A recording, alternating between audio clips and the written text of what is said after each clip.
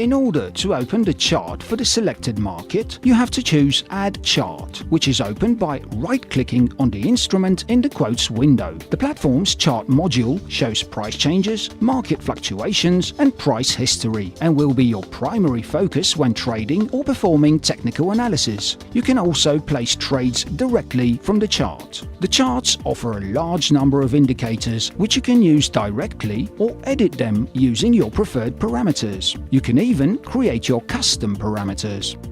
The drawing panel provides access to a full set of tools for implementing the most widely used methods for technical analysis.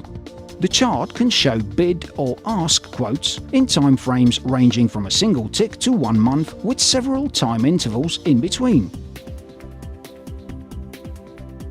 The ability to simultaneously monitor several different time frames for the same instrument combined with the option to place an order directly from the chart create an exceptional trading environment.